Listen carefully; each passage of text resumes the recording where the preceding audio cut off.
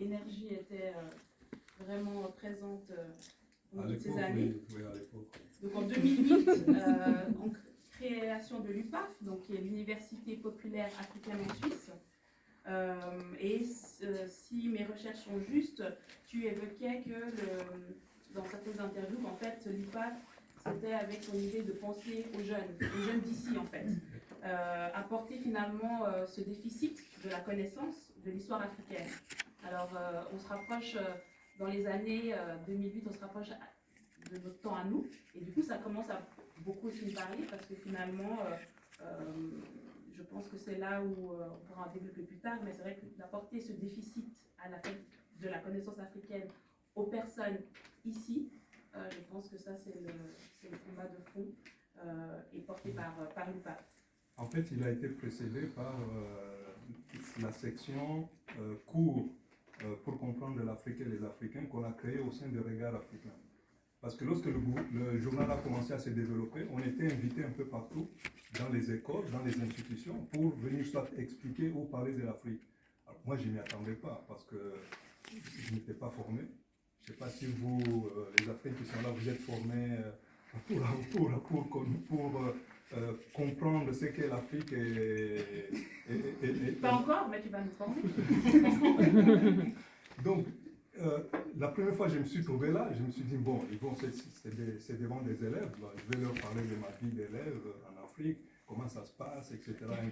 Un peu d'exotisme comme ça. Et puis, bon, ok, les gens étaient intéressés, ils étaient intéressés. Et puis, à un certain moment, ils commençaient à me poser des questions. Et puis, au Burkina, il y a un président, Sankara, machin. Donc, il fallait tout d'un coup avoir une vue très large de toute l'Afrique que je n'avais pas. Et donc, on a commencé à se former nous-mêmes, hein, de l'auto-formation pour, une fois qu'on est devant à la fois une télévision ou une école, qu'on puisse parler de l'Afrique. Au nom de l'Afrique. Oui, alors on a commencé tout un travail de conceptualisation, c'est quoi l'Afrique? Et là, je pense que si on pose la question aux Africains qui sont là, je ne pense pas qu'ils sauront y répondre, parce que c'est pas évident. On vit à l'Africain, on peut s'exprimer comme un Africain, mais expliquer l'Afrique, c'est une autre chose. Parce qu'on ne nous l'a jamais expliqué. Hein. Moi, j'ai fait l'école coloniale, post-coloniale. L'Afrique, c'était voilà, toujours des clichés qu'on a créés ailleurs, c'est-à-dire c'est la sauvagerie, c'est le primitivisme, etc. etc. Et donc, le fait que la demande qui s'est manifestée ici, il ne faut pas oublier à l'époque, c'était l'époque de SOS Racisme qui s'est développé notamment dans les écoles en France et ici aussi à Genève, ça s'est pas mal développé. Donc il fallait vraiment commencer à aller puiser aux sources pour avoir des éléments à pouvoir livrer aux élèves et pouvoir leur expliquer le mieux possible c'est quoi l'Afrique, etc. Alors on a été confronté au fait que l'Afrique est très très diverse, mais aussi qu'elle est unique, qu'elle a une culture qu'on peut retrouver de l'Afrique du Sud au Sénégal, en passant par le Cameroun, le Kenya, etc. Et donc, c'est cette Afrique-là qui est commune à tout le monde, hein, à nous tous, sur laquelle nous avons commencé à travailler et puis à proposer des formations. Donc ça c'est pour l'UPAF. Et ensuite, tu as aussi été quand même l'ancien chargé du programme de la lutte contre le racisme et de la discrimination à l'UNESCO. Ouais. Donc ça tu l'as, donc c'est pas un petit poste non plus. C'est-à-dire il y a une conjonction. Lorsque j'étais à Durban, je me suis fait remarquer déjà parce que bon, j'étais en même temps. T'étais grand. Non, il y avait plus grand que moi aussi. Non, je me suis fait remarquer parce que je me surprenais en train de corriger les gens qui étaient déjà activistes depuis des années et des années. Soit leur regard était tourné vers tout ce qui était commerce transatlantique, hein, esclavage, et la traite négrière, la déportation du côté atlantique, mais tout ce qui était océan Indien à travers le Sahara, ils ne connaissaient pas. Donc déjà leur maître, et puis à Durban, on était la seule organisation qui avons dans notre appellation le mot racisme anti-noir. Oui, ce terme, justement, Ouais. c'est incroyable, parce qu'aujourd'hui, on l'entend de plus en plus, racisme anti-noir, on commence à percevoir enfin, mais en fait, à ton époque, c'est d'ailleurs même toi Ça qui l'a n'existait pas. nommé, On l'a imposé, on a insisté, et petit à petit, ça a commencé. Parce qu'ailleurs, en Europe, par exemple, ils parlent d'afrophobie ou de négrophobie. Ce qui est évidemment une minimisation du phénomène, parce que le racisme, c'est une idéologie. Ce n'est pas une maladie, ce n'est pas une phobie. C'est une phobie, vous donnez un comprimé, le gars, il se calme, quoi. Il a plus de négrophobie. Tout à fait. Mais un raciste, ben, c'est une idéologie. Et c'est une idéologie qui peut passer de l'auteur à la victime. Parce que la victime peut accepter son état. Donc, cet aspect-là, il est extrêmement important pour pouvoir mener une lutte comme il faut. Et donc, voilà, je me suis fait remarquer, et puis il y avait le numéro qui est sorti sur le racisme avec le reportage. Et puis à l'UNESCO, ils ont beaucoup aimé ce numéro. Et donc, euh, ils s'étaient aussi rendu compte qu'il y avait très peu d'experts, ou pratiquement aucun expert à l'UNESCO sur les questions des discriminations, etc. Alors, l'UNESCO avait sorti une idée très intelligente de créer une coalition des villes contre le racisme. Des villes du monde entier? Ouais. Et donc, sauf que la personne qui allait être en charge de ce secteur, ben, a eu un poste plus élevé, donc le poste était vacant, et puis il ne savait pas qui prendre, etc. Il ne voulait pas prendre comment dire, un Européen, un Américain, etc. Il voulait absolument quelqu'un d'Africain. Et ils se sont souvenus de moi, et bon, ils ont fait aussi quelques recherches dans l'intelligentsia parisienne afro. Et puis, ils m'ont demandé si ça m'intéressait de venir participer à un séminaire sur la coalition, etc. Oui, ça m'intéresse. Moi, j'y suis allé comme ça, c'est la première fois qu'on m'appelait expert. Et donc, tu es devenu expert. Oui. Et je me suis retrouvé là avec d'autres experts qui venaient d'Europe, du Japon, d'Amérique, etc. On a commencé à réfléchir ensemble sur cette coalition. Et bon, j'ai apporté mes idées, etc. Et puis, au retour de Genève, quelques semaines après, je reçois un coup de fil de l'UNESCO. Ils me disent, voilà, bon, en fait, quand tu as fait venir, c'était pour comment dire, t'examiner, t'observer, pour voir jusqu'où, etc., tu peux aller avec ton radicalisme, etc. Et donc, ils étaient assez contents. Et puis, ils m'ont dit, est-ce que ça t'intéresserait de venir prendre la charge de t'occuper de ce secteur, donc cette coalition des villes contre le racisme. Bon, moi je déteste Paris, donc aller m'installer à Paris, même si c'est avec un statut diplomatique, mais... C'est un vrai jeune bois en fait. Je vais t'expliquer pourquoi je n'aime pas Paris. Non, c'est idéologique. C'est idéologique dans la mesure où Paris, c'est la capitale d'un pays qui s'appelle la France, et la France s'est construite aussi avec un empire colonial. Et essayer de circuler dans Paris, essayer d'identifier des vestiges de cet empire colonial à Paris, dans l'espace public, au niveau des avenues, des monuments, des boulevards, des stations de métro, etc. Oui, il y a un peu l'Afrique du Nord, il y a Félix Eboué, l'Antillais, qui est honoré quelque part, mais quelqu'un comme Senghor, que je déteste, bien sûr, hein, n'est-ce pas l'ami? Parce que voilà, il a été un peu trop au service de la France.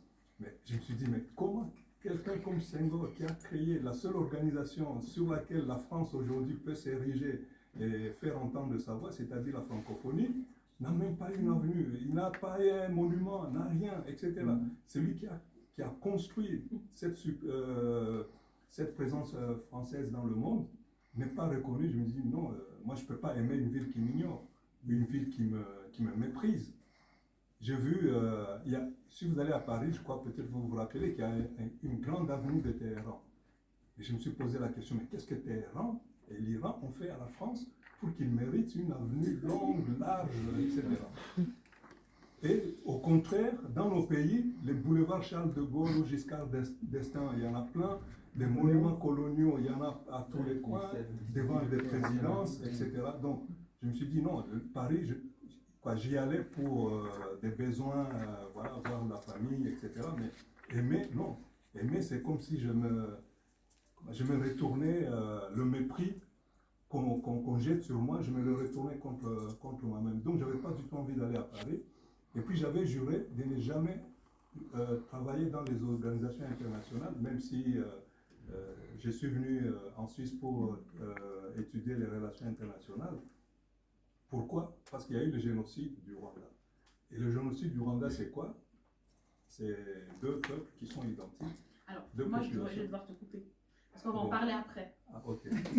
Alors, il faut que je garde ma ligne. Okay. Donc, du coup, tu acceptes quand même ce poste. J'accepte quand même. Voilà. Depuis, tu fais depuis Paris, depuis Genève? Parfois, je travaille depuis Genève, mais bon, j'ai dû quand même aller à Paris, mais sans quitter Genève. Donc, j'avais 2 appartements. Ok. Donc, dès que tu en avais marre, tu pouvais revenir là. Je pouvais revenir. Okay. Presque tous les week-ends, je revenais. Et puis, comment dire, oui, ça m'arrangeait aussi. Ça m'arrangeait parce que ça me mettait mentalement dans la position que je suis là provisoirement et que j'ai fini mon mandat et je rentre. Et ce mandat, du coup, tu l'as fait pendant combien de temps ça 2 ans, 2 ans et demi. D'accord. Mais c'est vrai que par rapport à Paris, moi qui retourne depuis peu assez régulièrement, je ne sais pas si tu connais le Paris Noir, tu as déjà entendu parler? Oui. Voilà, donc que j'ai eu à faire à 2 reprises et je trouvais justement que c'était un monde assez intéressant qui va dans le sens où justement on peut découvrir Paris avec un autre spectre et une autre lecture et on découvre un tout autre Paris qui est complètement méconnu, invisibilisé. Tout à fait. Voilà. Du coup, peut-être, parce qu'on n'était que dans le cadre de la présentation, donc je vais juste la terminer. Donc on a parlé justement de ce poste en tant que chargé de programme de lutte à l'UNESCO, mais aussi le projet actuellement, projet Retour. Désolée, je suis multifonction, je suis en train d'ouvrir une porte d'entrée en même temps. Caroline, oui. Il y a quelqu'un il y a des gens qui essaient d'entrer. Paris. Je pense. Donc un projet qui est actuellement en cours s'appelle la route européenne de la mémoire noire. Donc ça c'est le projet qui est d'actualité en plus de tout ce qu'on a décrit. Un des projets. Un des projets, voilà. Et qui m'a fait justement un peu.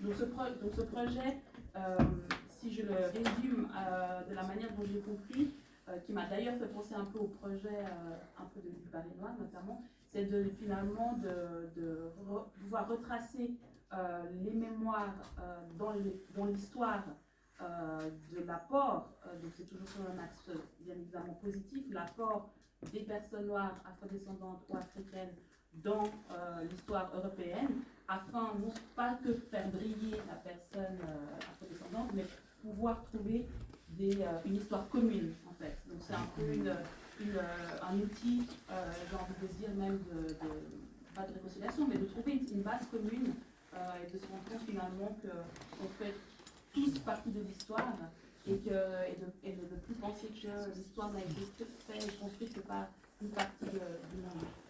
Est-ce que c'est un peu ça l'idée de ce projet? Oui, tout à fait, parce que en côtoyant les élèves, j'étais au contact des élèves d'origine africaine qui me disaient, voilà, nous, l'histoire de la Suisse, de l'Europe, etc., ça ne nous dit rien.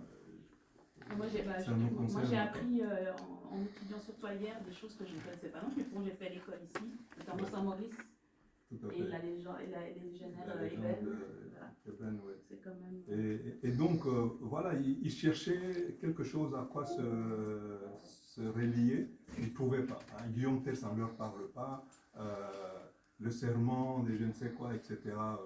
Ok, pour avoir des points à l'examen. Ils sont prêts à étudier, mais ils ne se sentent pas concernés. Pour eux, ils sont comment dire, à la marge de cette histoire-là. Et donc je me suis dit, mais on peut trouver des éléments qu'on peut identifier comme étant des éléments communs. c'est-à-dire des lieux, des objets, ça peut être des objets immatériels, etc. Et des héros aussi. Des héros, tous ces gens qui ont un ancrage dans l'histoire de la Suisse, mais qui sont d'origine noire. Même une montagne. Même une montagne. Le Cervin. Le Cervin est africain. Il y en a qui découvrent ça ce soir. Voilà. Moi j'ai découvert ça il n'y a pas longtemps non plus. Bon, on a un livre sur ça, mais moi j'ai vu que tu le mentionnais aussi. C'est vrai que c'est quand même quelque chose qui est. Donc le projet consiste tout justement à identifier, à faire un tour un peu de toute la Suisse, aller dénicher des lieux où, qui évoquent en tout cas un passage, le passage des Noirs, parce qu'il y a des villes ici qui ont été comment dire, dirigées par des Noirs. Hein. On voit des armoiries hein, avec des têtes de Noirs, surtout en Suisse alémanique. Donc, rechercher toutes ces villes, les identifier, mais pas seulement des villes, il y a des, comment dire, des objets naturels comme la montagne qui, à cause d'une plaque, voilà, qui s'est fracassée et puis ça a sorti le Cervin, la Dent Blanche, etc. Entre tout ce patrimoine touristique de la Suisse. Et c'est clair que lorsque maintenant on commence à parler comment dire, de vivre ensemble, de partager quelque chose en commun, il y a des éléments tangibles. Quand j'ai dit aux petits Suisses que voilà, il y a 10 000 ans, ils étaient tous noirs, ils se regardent tout d'un coup en se demandant s'ils sont toujours blancs. Donc tout ça, c'est des éléments qu'il s'agit d'amener auprès des élèves. Et ça, comment dire, dans la lutte contre le racisme, c'est-à-dire contre cette hiérarchie qu'on fait entre les soi-disant races, c'est des éléments qui sont très importants pour les faire passer auprès des élèves. Du coup, en termes de peut-être la dernière chose, avant que j'entre dans les questions, il y a aussi quand même cette étape de tes 5 ans au Rwanda, avec justement, où tu es parti enseigner l'identité africaine. Donc, pour enseigner l'identité africaine, il faut déjà la maîtriser et puis la rédiger, presque, j'ai envie de dire.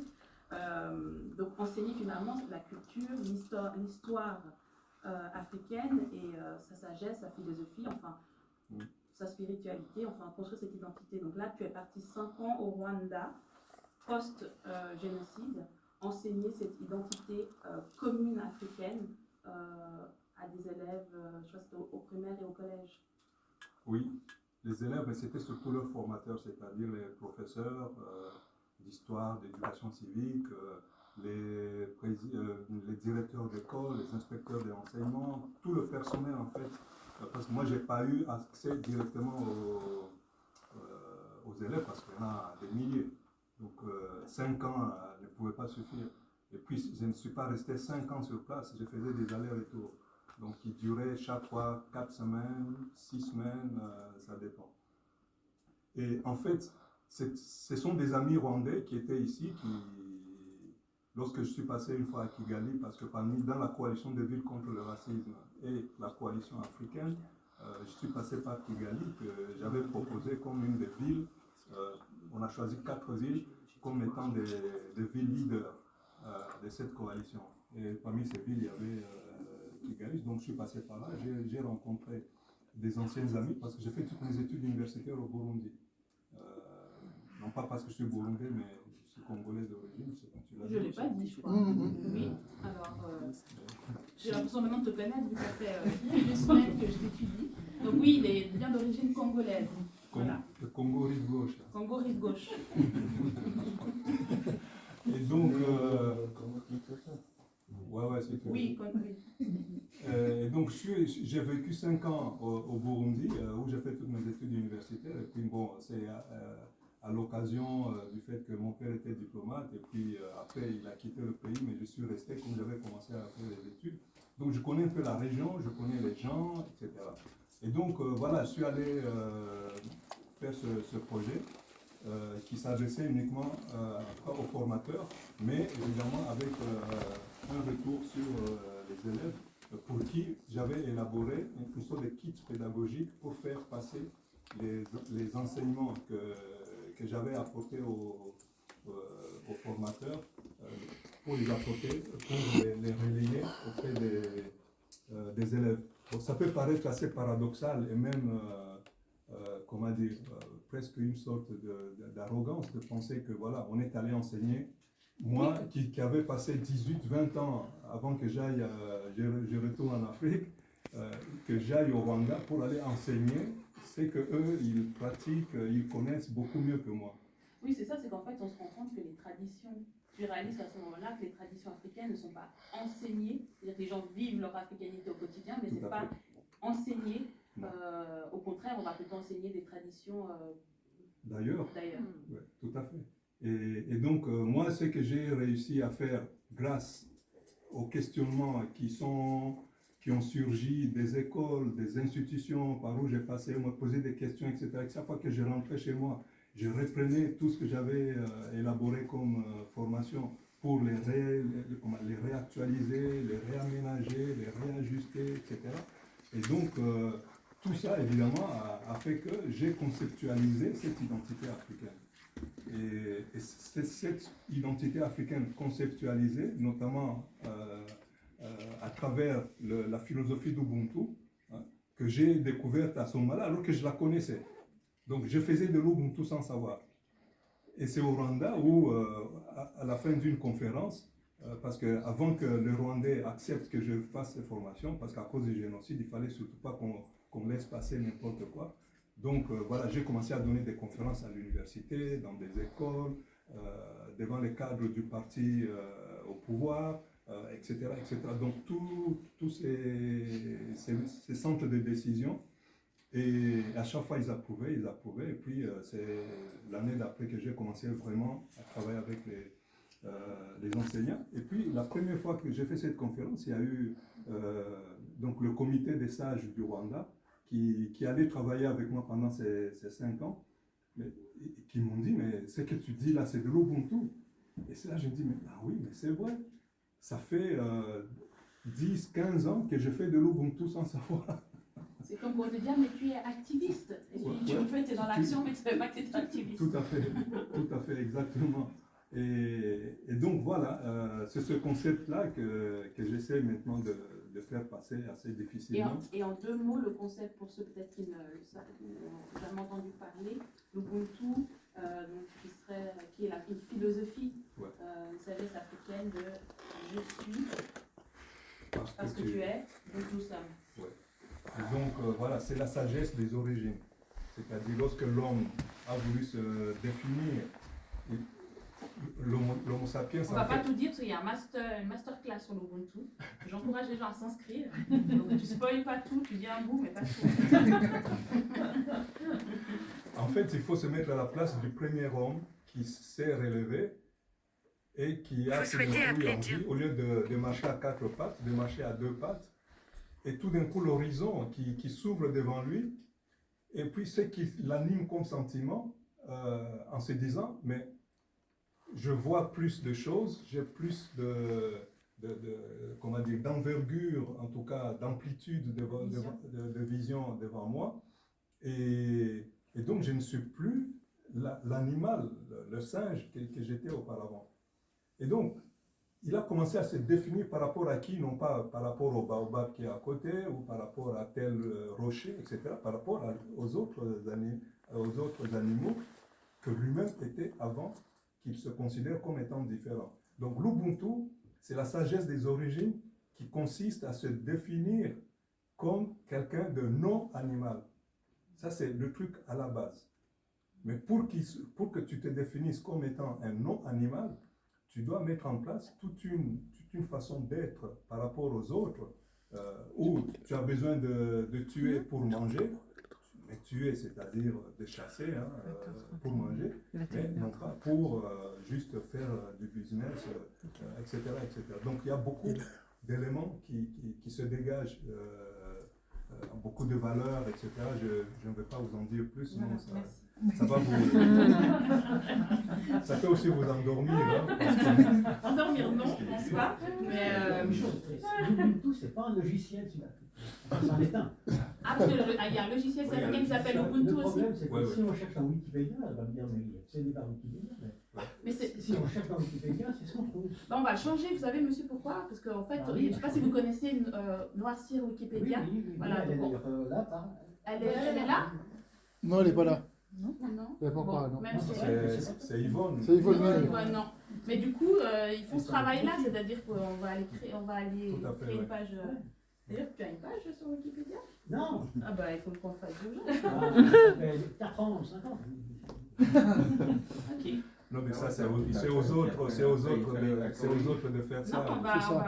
ça va être simple. On va organiser un atelier. On aimerait bien organiser un atelier Une ici. fois que je l'avais contacté, là, à Noircir sur Wikipédia. Alors moi, je ne fais pas partie. J'ai assisté une Ah fois à un des alors, ouais, ateliers. donc, T'es comme moi, t'as encore les cheveux blancs, toi, ça. leur priorité d'abord, c'était les femmes africaines. Je suis d'accord. Ce n'est qu'un début. Après, on débouchera sur... UPAF, Kanyana, Ouais, mais j'interviendrai après les femmes. Ça va. Les femmes vont donner la voix. Ouais. Les femmes elles-mêmes vont écrire sur ces canaux. Ce sont les femmes qui vont me donner la route. D'accord. Donc du coup, voilà. Donc c'est 5 ans au Rwanda. Petite anecdote, le dernier jour, parce que ça c'est très important, ça peut vous concerner, lorsque vraiment on arrive à la fin du truc, au bout des 5 ans, etc., et que je présente tout le truc, les différents corps constitués, et il a fallu montrer quand même les contenus. Et parmi les contenus, il y avait l'élément le plus important, c'était ce kit pédagogique pour les élèves. Et j'ai choisi 2 ou 3 exercices que je comptais présenter ce jour-là. Et parmi les 3 ou 4 même exercices que j'avais choisis, il y a un exercice sur lequel on est resté scotché toute la journée. Et devinez sur quoi portait l'exercice. Tout ça, c'est l'Ubuntu. Mais l'exercice portait sur le nom. Le nom N-O-M ou le nom N-O-N? N-O-M. M, d'accord. Ouais, appellation, etc. Le nom, l'identité, etc. Et les gens, c'est pas, bon, je ne pense pas qu'il y a des Rwandais ou des Burundais parmi vous, mais en tout cas, c'est des gens qui se livrent très peu, qui sont extrêmement réservés, etc. Ils peuvent parler beaucoup, hein, mais ils parlent de tout, des autres, mais de soi, vraiment, c'est difficile. Mais ce jour-là, ils s'arrachaient presque la parole pour chacun expliquer ce que signifiait son nom. Ouais. Mais c'est un truc, chaque fois que j'évoque ça, je sens encore des frissons. Et de sorte que le ministre a délégué son adjoint ou je ne sais pas quoi pour venir clôturer pour clôturer officiellement le truc. Le gars arrive, les gens étaient là encore en train d'expliquer, voilà, mon nom signifie ceci, etc. Et le gars, une fois qu'il a pu enfin placer son petit discours, dit voilà, avant de vous faire mon discours, il faut que je vous explique aussi ce que signifie mon nom. Non, mais c'est un truc extraordinaire ce jour-là. Il y avait vraiment une vibration. Et les gens se regardaient, ils se découvraient parce que c'est des gens qui se connaissaient, ils travaillaient ensemble, etc. Mais jamais, ils ont jamais appris l'histoire qui recouvrait le nom que portaient leurs collègues. Et il y a un gars, par exemple, son père, un jour, il est rentré des maquis. À l'époque, il y avait encore les maquis du FPR, etc. Mais c'est l'ancien FPR dans les années 60. Et ils étaient rentrés victorieux. Et le père en question, bon, on lui a donné tout de suite le grade de lieutenant. Et le jour même, ce garçon est né. Et on lui a donné le nom de Litona. Et les gens n'ont jamais compris d'où sortait ce nom, ce n'était pas rwandais, etc. Bon, il n'y a pas de nom, ce n'est pas le seul nom bizarre qu'on peut trouver dans ce pays. Et donc, le gars, le Litona en question, il était un enseignant, il commence à expliquer la signification de son nom Litona. En fait, c'est la déformation de lieutenant. Donc, son père tenait absolument à ce que ce grade élevé qu'il venait d'avoir, après des hauts faits d'armes, ben, qu'il puisse léguer à son fils. Donc il y avait des histoires comme ça que les gens ont commencé à expliquer, mais j'étais là, j'enregistrais, mais c'était extraordinaire. Non, justement, Kanyana Mutombo, ça veut dire quoi? Ah, il faut que tu le dises. Hein. Ça ne se dit pas à voix haute. Il nous le dira après, une fois qu'on sera dans l'intime. En tout cas, là, c'était, merci beaucoup, là, c'était l'idée, c'était quand même, je sais que nombreux connaissent déjà monsieur Kanyana Mutombo, d'ailleurs mieux que moi, mais pour ceux qui le découvrent aujourd'hui, c'était important quand même de faire cette belle introduction parce que c'est très important. Donc pour tout ce qu'on a cité, je vous recommande vraiment, je vous encourage à aller regarder sur internet. Il y a énormément d'interviews, énormément d'articles qui sont des puits de savoir et de richesse qui livrent et se transmettent. Donc vraiment n'hésitez pas à aller vous renseigner davantage sur toutes les activités. Alors monsieur Mutombo Kanyana, déjà je souhaitais devant les gens ici présents vous dire merci. Merci de façon très symbolique et aussi peut-être très protocolaire. J'ai eu la chance d'avoir une éducation, je suis une personne métisse, donc une maman française blanche, un papa père de mémoire. Mais la culture et j'ai envie de dire les valeurs africaines ont toujours pris le dessus, donc j'ai un grand lien avec le continent car j'y suis allée plus souvent qu'en France. Et certaines choses, des fois, quand on est jeune, on ne prend pas en compte. Mais aujourd'hui, j'ai l'âge de savoir qu'il y a certaines choses qu'on se doit de faire, notamment de rendre grâce et puis de dire merci à ses aînés, parce que vous êtes un aîné. Donc, je voulais vous dire merci pour nous, pour moi, pour notre équipe qui sommes de la génération, qui pourrait être vos enfants. D'être là aujourd'hui entre nos murs, c'est une forme de la plus haute certification qu'on peut avoir et je souhaiterais que vous l'entendiez. Personnellement, j'admire votre parcours parce que pour moi, c'est une forme de don de soi que vous avez fait. C'est une force incommensurable et j'espère qu'on aura l'énergie suffisante pour vous mettre chaque jour plus en lumière et puis de vous aider au possible pour continuer ce que vous avez semé. Et vous aviez dit dans un interview en 2020 que vous avez planté comme des jalons, qui en effet, peut-être des fois il y a des retours de gens qui disent oui, mais à 30 ou 40 ans, et finalement, est-ce que vous n'êtes pas déçus du résultat? J'ai envie de dire aujourd'hui, nous sommes une forme de résultat de votre travail et de pouvoir aujourd'hui vous avoir chez nous, c'est un vrai honneur et un grand merci pour tout ce que vous avez fait.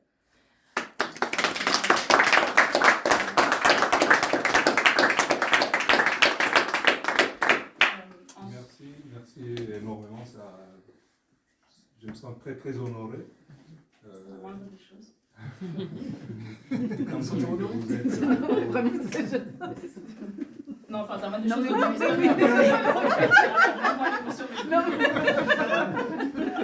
Après donc, que vous soyez aussi jeune et que vous puissiez prendre le temps de pouvoir jeter un coup d'œil sur le passé de quelqu'un, ça n'arrive pas tous les jours. Donc, merci beaucoup. J'espère qu'on aura beaucoup de choses à faire ensemble. C'est que le début. C'est que le début. Du coup, c'est vrai que nous, depuis quelques années, moi personnellement, depuis 10 ans, en tout cas plus de 10 ans, on œuvre, notamment avec Caroline, avec nos différentes actions, plus ou moins dans l'ombre pendant plusieurs années, un peu plus en lumière ces dernières années. C'est vrai qu'on n'a pas fait en tout cas je parle en mon nom, de longues études. Moi, après la maturité, j'ai été un peu rebelle, j'ai pas voulu aller à l'université parce qu'aucune des propositions me résonnait en moi. Donc j'ai pris le courage d'aller à droite pendant que tout le monde allait à gauche. À regret, parce que les gens me disent alors pourquoi tu as fait le collège, pourquoi pas faire l'uni? Je dis bon, je sais pas, on verra plus tard. Donc 20 ans plus tard, j'ai acquis une autre forme d'intelligence qui est plutôt une intelligence du terrain. Qui m'a permis d'être beaucoup dans l'action et dans l'observation. Et c'est 20 ans plus tard que mes collègues de l'époque ont commencé, qui ont eux fait des grandes études, commençaient à me dire, mais en fait, à nommer ce que je faisais. Donc j'ai appris que j'étais une panafricaine, je ne savais même pas ce que ça voulait dire. J'ai appris que j'étais une activiste, j'ai appris que j'étais une militante, j'ai appris que j'étais une artiste, enfin voilà, plein de choses. Par rapport à ça, je pense que c'est peut-être le lien. Moi, je crois beaucoup à l'intergénérationnalité, c'est-à-dire, il y a cette citation des Évés qui dit on tisse la nouvelle corde sur l'ancienne, donc c'est cette continuité. Donc c'est vrai qu'en avançant, plus on avançait, plus, en tout cas personnellement, j'avais besoin d'avoir un référent, enfin, une référence. Et c'est vrai que des fois vous l'évoquez aussi, actuellement on est dans ce moment avec ces grands activistes médiatiques comme les Kémy Séba, d'autres que je n'ai pas là en tête tout de suite, mais j'ai presque envie de dire que je les trouve un peu jeunes. Moi, on avait besoin d'un vrai ancrage et puis de pouvoir comprendre certaines choses, peut-être aussi qu'est-ce qui permet de garder cette énergie dans finalement, oui, nommons-là, cette lutte, cette combat pour la cause noire, cette énergie qu'on donne de façon un peu sans compter, comment on nourrit cette énergie et d'où naît cet engagement, parce qu'on peut parler d'un engagement. Et je ne sais pas si vous pouvez peut-être nous expliquer l'anecdote qui, moi, m'a beaucoup émue, celle de 1957-1958, quand vous vous retrouvez dans un train avec votre papa. Et finalement, parce que des fois aussi j'essaie de creuser, et puis je pense qu'en fait ça vient souvent de l'enfance, il y a des fois des moments clés, des fois qu'on doit un peu s'efforcer à chercher, parce qu'en fait notre chemin est souvent la continuité d'instants qui nous marquent en fait, peut-être de façon consciente ou inconsciente. Donc qu'est-ce qui s'est passé ce jour-là, qui serait peut-être les prémices de toute cette vie d'engagement? Bon, ça, je l'ai compris un peu plus tard, parce qu'à cet âge-là, j'avais environ 8 ans. Je n'ai rien compris, mais tout ce que j'ai compris, c'est que, voilà, il y avait mon père qui avait été un héros.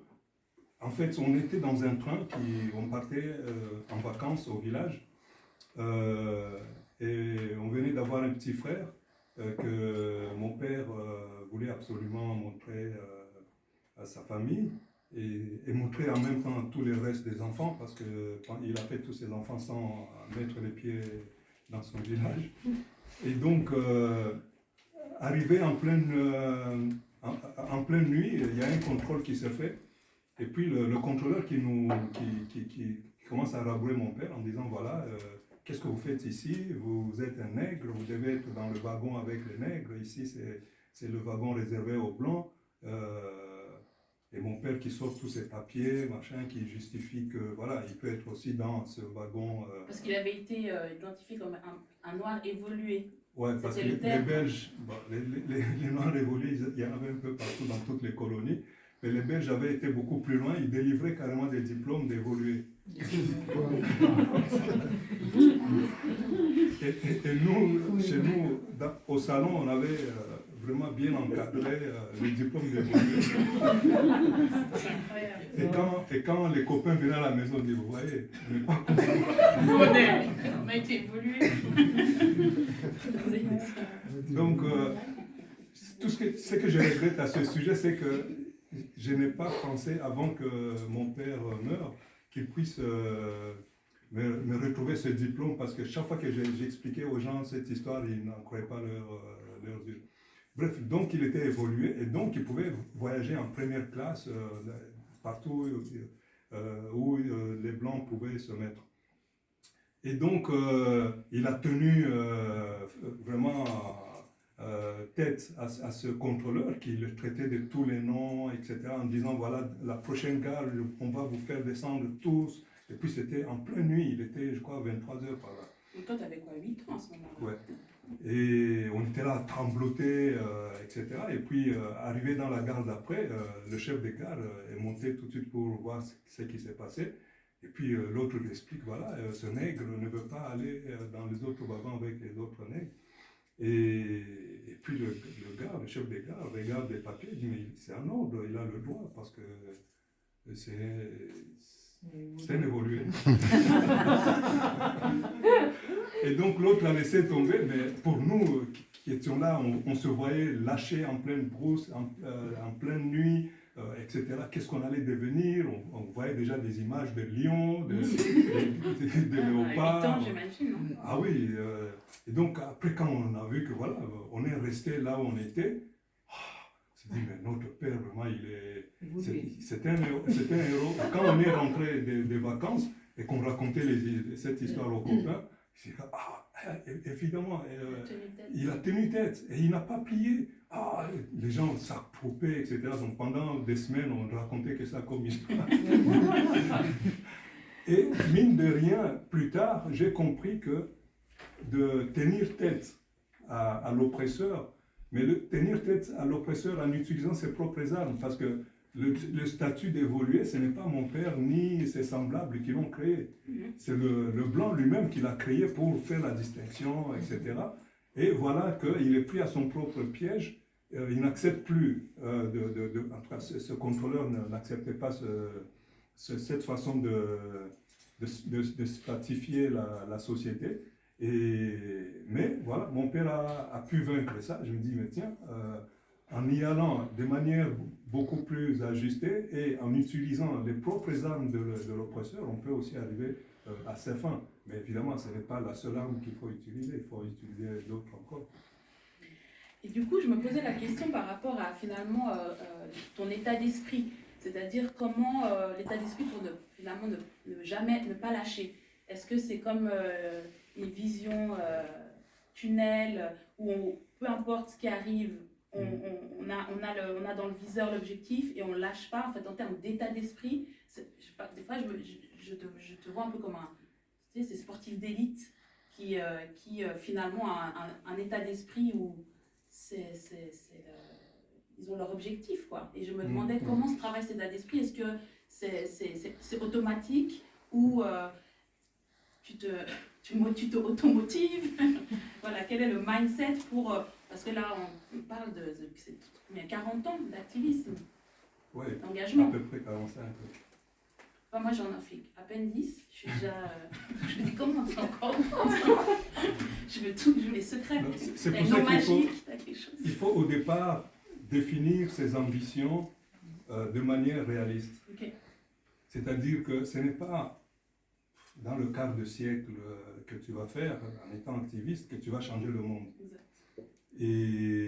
Et quand on a compris le mal auquel on fait face, que nous affrontons, c'est-à-dire l'aliénation mentale, toute l'injustice, le fait qu'on est toujours les derniers des derniers, etc., ça a une profondeur. Et cette profondeur-là ne peut pas disparaître comme ça du jour au lendemain, malgré que les uns et les autres peuvent, peuvent énoncer comme, voilà, nous allons faire ceci pour vous, nous allons faire cela pour vous, etc. C'est quelque chose qui prendra encore beaucoup de décennies, voire peut-être siècles. Et donc, comme je ne suis pas très ambitieux du point de vue des objectifs, je me dis, je pose des jalons. Et à travers ces jalons, ceux qui viennent après vont mettre leurs propres pattes et aller encore plus loin dans dans les transformations qui sont nécessaires à nos sociétés. Oui, donc tu ne vises pas quelque chose forcément de haut ou de grand, mais quelque chose de stable.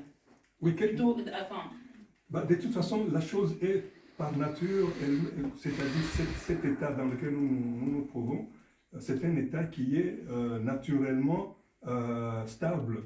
C'est-à-dire la colonisation mentale et tout ce qui va avec, c'est quelque chose qui est stable. On voit comment, au niveau de l'école, on n'enseigne pas notre histoire dans nos écoles. On n'enseigne pas notre culture, notre philosophie. On n'enseigne rien, si ce n'est des choses qui vont être utiles à perpétuer les structures économiques qui ont été plantées par la colonisation. Et donc, on ne peut pas s'en sortir juste avec des slogans, etc. Donc il faut travailler vraiment sur le fond. Et ça prend énormément, ça va prendre encore plusieurs années. Et donc, si moi, le jour où je m'apprête à être en Sévélie, je fais le bilan et que je dis, bon, ce que j'ai visé, c'est-à-dire des transformations, etc., c'est petit. Bon, peut-être d'autres peuvent trouver ça peut-être extraordinaire, mais en tout cas, pour moi, c'est petit, mais c'est petit parce que ce n'est qu'un début. Donc, d'autres peuvent venir, comme tu as dit, c'est avec l'ancienne corde qu'on arrive à tisser la nouvelle, et puis en tissant la nouvelle, ça la rallonge.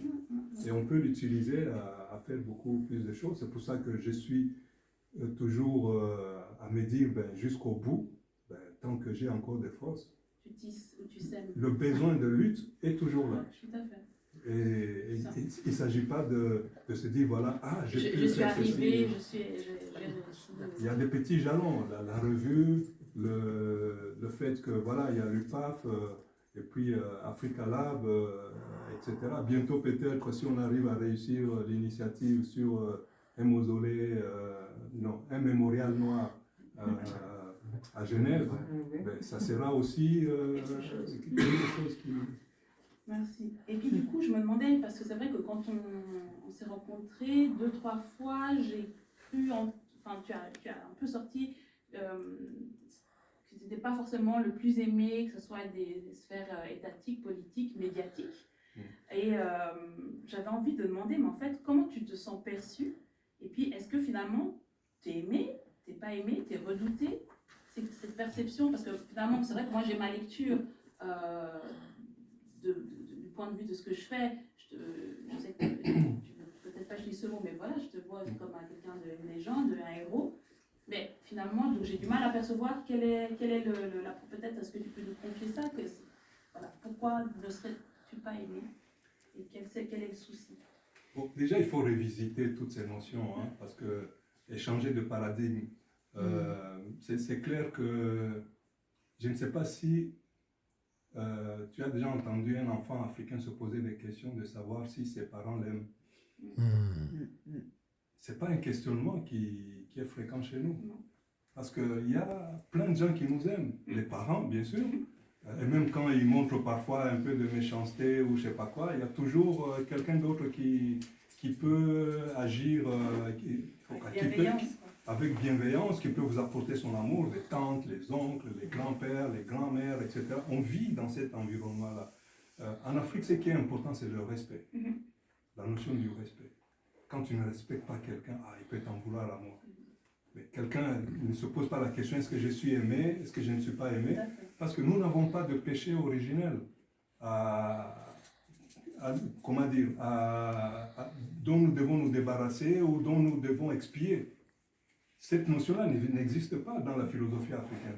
C'est pour ça que la question de l'amour, oui, je rencontre une fille, je l'aime, ok, il y a de l'amour, mais les gens ne se posent pas des questions sur est-ce que je suis aimé. Personne aimé ou pas aimé. Après, c'était plus dans le sens peut-être comment tu es perçu. C'est-à-dire par rapport à tous l'enjeu avec les médias. J'ai l'impression qu'il y a quand même un nœud là, quelque part. Tout à fait, tout à fait. Mais c'est-à-dire, je me pose la question, est-ce que je suis respecté? Et je suis respecté pour voir s'ils peuvent respecter les autres aussi. Parce que si moi je ne suis pas respecté, malgré tout ce que je peux représenter, ça veut dire qu'ils peuvent ne pas respecter les autres. Donc moi, c'est à ce niveau-là que ça se situe. Et puis, malheureusement, j'ai acquis un état d'esprit de guerrier. C'est-à-dire, j'aime le combat. Non pas le combat physique, je ne pense pas que vous m'avez vu déjà.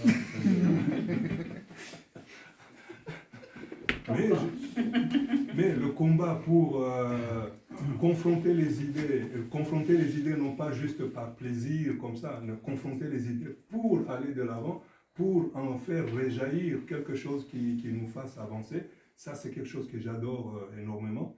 Et donc lorsque je suis devant une difficulté, ça me motive au contraire. Quand je organise une soirée et qu'il n'y a que 2 personnes qui viennent et que ça porte sur l'histoire de l'Afrique, je me dis, mais voilà, j'ai distribué des flyers à plusieurs centaines de personnes, il n'y a que 2 qui se sont déplacés, parmi les 2, il y a un blanc et un noir. Mixité genre. Je me dis, Un Indien, des fois, oui, en fait. je me dis, voilà, il y a encore du travail à faire. Je ne veux pas être au chômage. Ça me motive. Et ça ne peut pas me laisser là, me dire, voilà, oh là là, donc ça ne sert à rien, etc. Comme j'entends de la part de certains de mes copains qui ont lâché ou qui veulent lâcher. Je dis, mais si vous lâchez, c'est que vous avez défini des ambitions un peu démesurées. Le mal est profond, il est abyssal. Il est très très profond. Le temps qu'on puisse faire réjaillir le tout, des siècles peuvent passer. Donc finalement, tu es combatif, extrêmement intelligent, Intelligent, j'ai pas toujours été le premier des classes. Mais tu as quand même passé les jusqu'à être enseigné. Donc. Bon, ça dépend des matières aussi. Hein. Comme vous avez déjà remarqué, tout ce qui est chiffres, calcul, ne peut pas être bon partout. Technologie. Ok. Donc, du coup, tu as toutes les caractéristiques finalement pour en effet être un bon lutteur, un bon combattant, comme tu l'as décrit tout à l'heure. Et puis je me disais peut-être qu'en effet, quand tu es invité dans un interview, sur un plateau télé ou à t'exprimer, je pense que ça doit être aussi très déstabilisant d'avoir quelqu'un qui finalement n'est pas comporte autant de caractéristiques. Je pense que ça peut être un homme aujourd'hui qui a tenu à aussi l'âge que tu as, donc il y a quand même cette notion de respect à avoir, qui réfléchit correctement, qui est cohérent, qui donne le respect aussi à l'autre. Enfin, tout ça, finalement, cette perfection-là peut aussi peut-être être déstabilisant et les déranger parce qu'il n'y en a peut-être pas d'autres qui leur tiennent tête comme ça. Bah, c'est pour ça que je passe pas souvent à la télé. Ils ont dit une fois, pas deux. Et puis, du coup... Quand je passe, c'est qu'ils ont ratissé une autre personne. Ou alors ils me disent, mais il est là, allez l'interviewer, c'est lui qui veut parler. J'ai vu l'interview intéressante sur quand il y a eu cette histoire d'exposition, ils voulaient remettre l'exposition, comment ça s'appelait, le sud-africain sur les eaux... sur les eaux. Oui, c'était quelque chose comme ça. Cette exposition qui devait être à Paris, ils ont manifesté. Donc en fait, pour sensibiliser, je sais pas son argumentaire, bon, pour sensibiliser tout ça, il voulait remettre en scène, donc il a remis en scène tous les eaux humains, le concept des eaux humains et des personnes vivantes. Un enfermement. Puis du coup, M. Kenana avait été invité sur un plateau télé avec un monsieur qui était pour et toi tu étais contre. C'est assez intéressant parce qu'il est vraiment. Oui, en plus, il est professeur à l'université. Il est professeur à l'université de Lausanne et puis c'est lui qui a écrit avec son copain Blanchard un livre qui est assez connu sur les eaux humains. Donc il s'appelle Pierre Bancel, je crois. Et effectivement, lui soutenait, alors qu'il avait écrit un livre, du moins co-écrit un livre pour dénoncer ces eaux humaines, mais il était d'accord avec la démarche de l'artiste sud-africain. Mais ce qui est intéressant dans l'interview, c'est que finalement, à chaque fois que tu prenais la parole, il te disait qu'il était complètement opposé à ce que tu disais, mais toi, ça te déstabilisait, mais à aucun moment. Et je pense que c'est là, en effet, peut-être que ça peut faire peur, parce que finalement, tu es très peu déstabilisable, et je pense qu'ils ne doivent pas non plus avoir l'habitude. J'arrive à mon avant-dernière question. Je me demandais, monsieur Kanyana Mutombo, si je vous donnais une baguette magique qui vous permettait de réaliser, non serait-ce pas un, mais jusqu'à 3 vœux, là, tout de suite, maintenant, quels seraient ces 3 vœux? Ces 3 vœux En fait, j'avais dit 1, puis je me suis dit non, mais 1, c'est dur, allez, je leur donne 3. Pendant longtemps, j'ai toujours eu ce vœu d'avoir une fille. Je n'ai eu que des garçons. C'est pas trop tard. C'est pas trop tard. Mais ça peut être ma gueule qui parle déjà dans toute famille. Donc on peut en direct faire une adoption facilitée. Moi aussi, je veux bien. Donc, ce vœu-là, il est en train d'être exaucé par un de mes fils qui D'ailleurs, présentez Kanyana. Ah oui, il est là. Il y a son premier né là. On n'a pas présenté à l'inauguration, c'est vrai. On y a pensé après, on n'a pas présenté à l'inauguration. Il était plus là. Ouais, Qui Non, il était là. Il porte le même nom que son papa, M. Kanyana Junior. Ouais. Et l'autre vœu, c'est très difficile. Moi, je suis dans la réalisation, pas dans attendre que les choses me tombent dans les mains. Mais là, c'est l'occasion. Tu as la baguette magique, ça peut se réaliser là. On change de paradigme. On est dans la paradigme de fait. Ok, la deuxième chose, ça me vient là tout de suite, Voilà. finir mes 7 ou 8 livres que je n'arrive Et il en reste un troisième. Une fille, les bouquins finis. Et puis, trouver quelqu'un qui peut m'aider à finir ces bouquins. Ces bouquins, d'accord. Donc merci. Sans devoir trop payer. Hein. L'annonce est lancée. Voilà. Et, en tout cas, on n'arrive vraiment pas au bout parce qu'en fait, on peut continuer. Je disais à Gaëlle en J'ai une même temps. petite anecdote. Oui, bien sûr. Dernièrement, j'ai donné des cours de dîner à des bonnes sœurs. Ah ben voilà. Ah ouais, elles veulent aussi apprendre sur le racisme. Pourtant, elles sont enfermées dans un monastère. Mais voilà, elles ont vu les images de George Floyd et ça les a secouées. Et bon, j'ai été étonné après. Bon, j'ai parlé comme ça en rigolant hein, parce qu'on dit mais est-ce que vous avez déjà écrit des livres parce que ce que vous dites, etc. Et oui, mais voilà, le point c'est que je cours après 7 ou 8 livres à la fois, donc je n'arrive pas à terminer aucun de mes livres, etc. Et puis, dernièrement, dans un échange de lettres, là, ils m'ont dit, voilà, on est en train de réfléchir pour comment vous aider, pour Voilà, le Saint-Esprit. Le Saint-Esprit va faire en sorte qu'elles vont rédiger toutes les bonnes sœurs, je les vois déjà.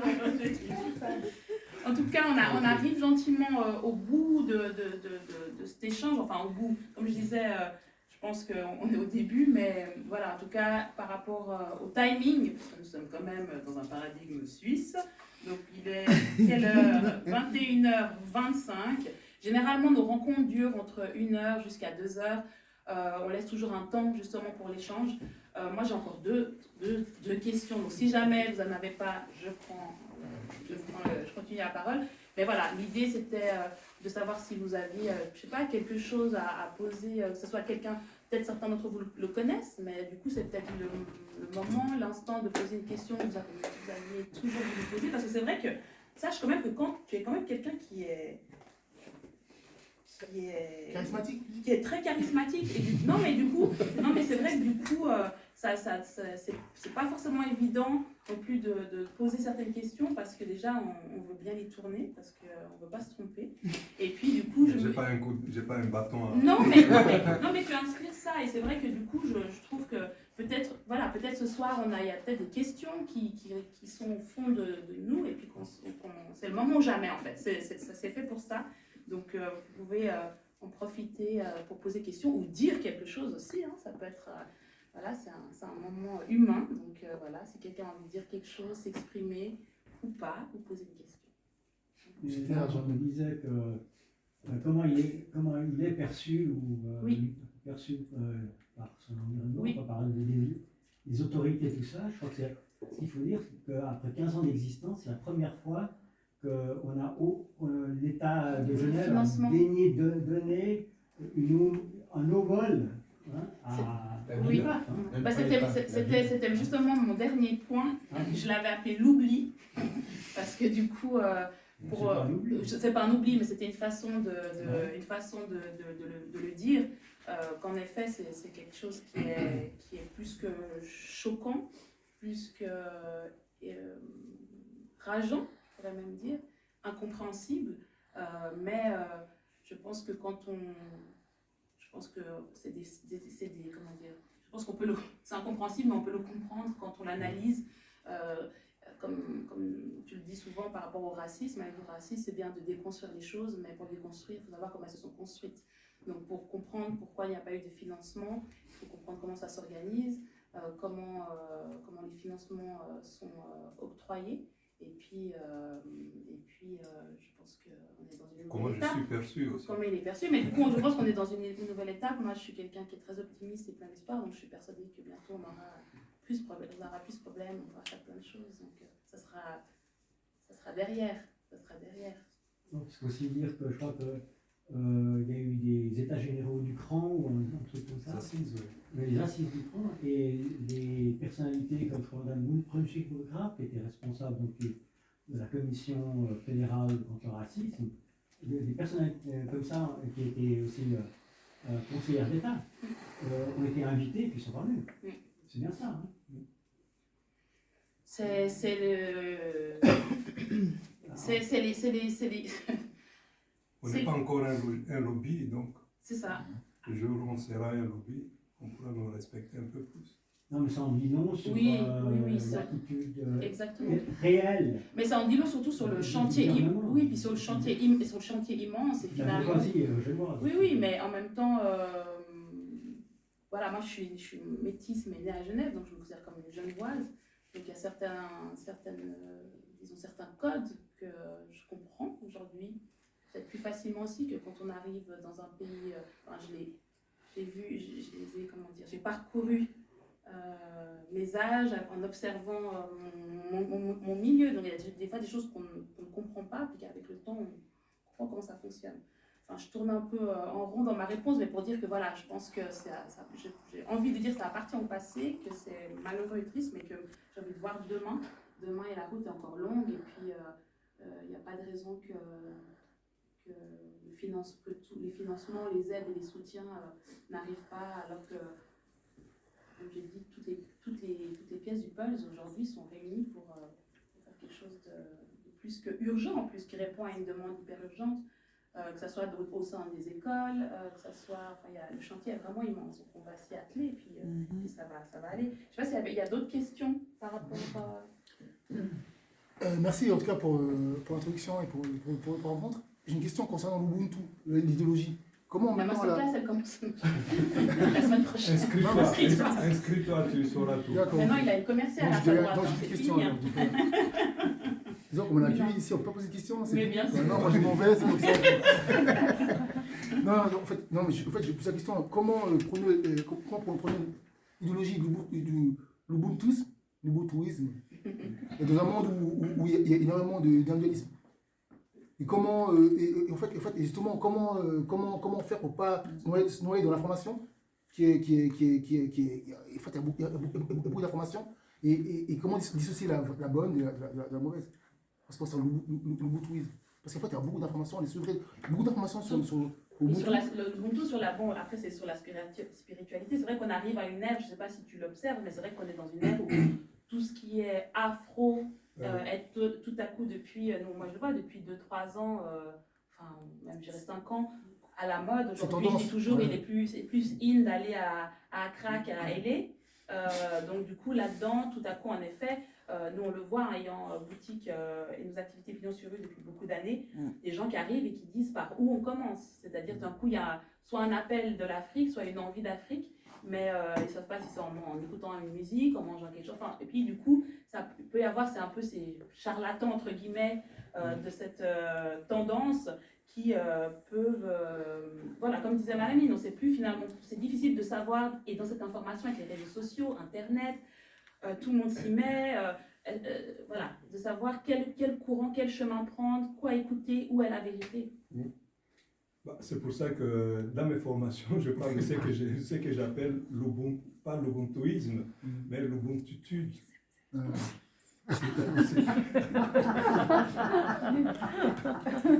Donc la faculté de pouvoir vivre cette Ubuntu, mais tu sais, l'Ubuntu c'est une philosophie qui tient sur cette phrase. Je suis pas ce que tu es, mais tu peux décliner cette phrase en des multiples phrases, comme par exemple l'homme est le remède de l'homme. Et puis parce que tu es, donc nous sommes, etc. Donc c'est juste des petites bribes de phrases qui, mises les unes à côté des autres, forment cette philosophie. Okay. Et il n'y a pas énormément d'éléments, parce que il suffit de prendre tout ce qui relève du vivre ensemble, c'est-à-dire les valeurs d'entraide, les valeurs de participation, les valeurs, même au niveau de l'économie, j'entends beaucoup parler de l'économie circulaire, etc.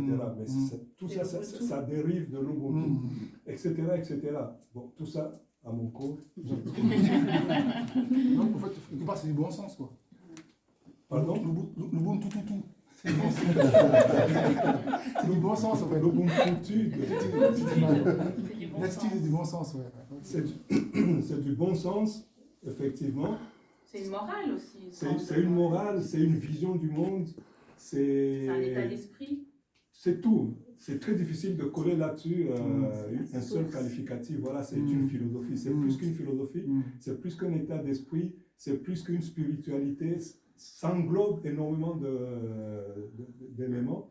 Et C'est un peu la clé de cette identité africaine, finalement. tout à fait, parce que l'Ubuntu, c'est l'identité des origines. Donc, c'est l'identité non seulement africaine, parce que les origines sont en Afrique, du monde, mais aussi parce que toute personne, blanc, noir, jaune, etc., a ses origines en Afrique. Et c'est pour ça que de plus en plus, on commence à redécouvrir l'Ubuntu à travers, par exemple, des notions comme quand tu prends tout ce que sont en train de professer les partis de gauche, encore les partis les Verts, mais c'est de l'Ubuntu, c'est des valeurs, des origines, Respecter des la valeurs nature, africaines. vivre avec ses Tout à fait. son Même esprit. manger les insectes, c'est des choses.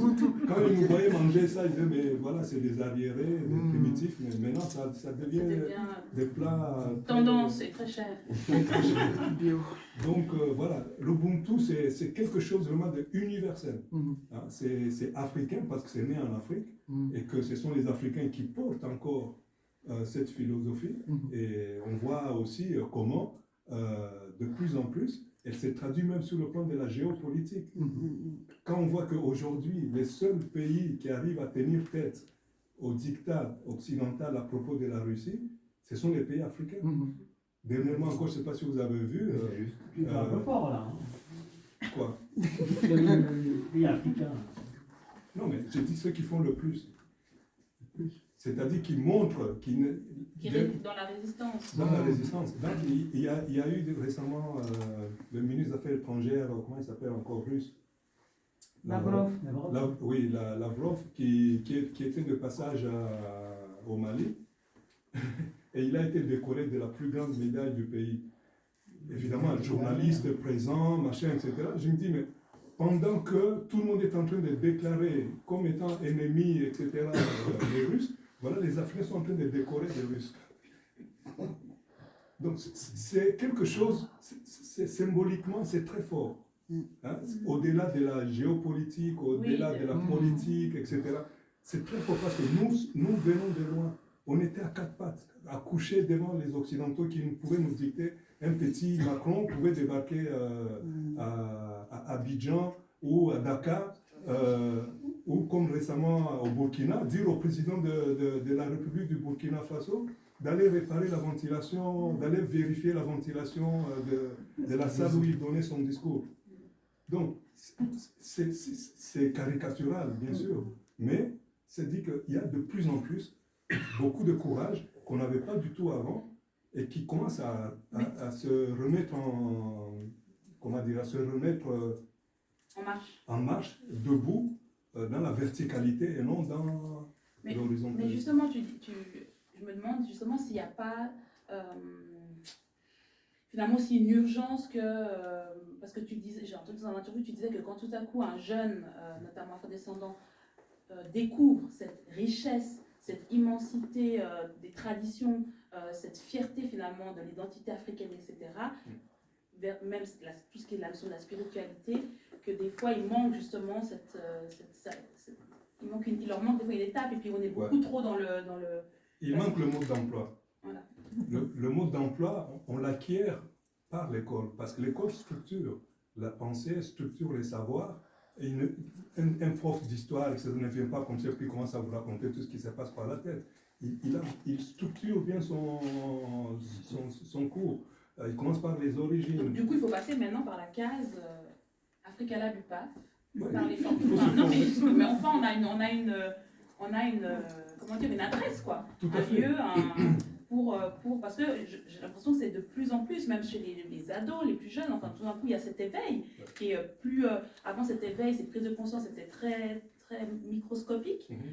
Moi, en tout cas, je le sens, ça devient de plus en plus les gens qui viennent, qui nous demandent les croix-ancres, les t-shirts avec l'Afrique. Enfin, moi, quand j'étais petite, on mettait un truc avec l'Afrique, on était plutôt gênés de le mettre. Enfin, moi, j'ai connu cette époque-là. Aujourd'hui, c'est vraiment autre chose. Mais j'ai en effet l'impression qu'il y a de tout et que c'est difficile de savoir. Bon, c'est le phénomène Omotunde. Je pense que certains d'entre vous ont entendu parler de ce nom, Omotunde. Il est décédé là.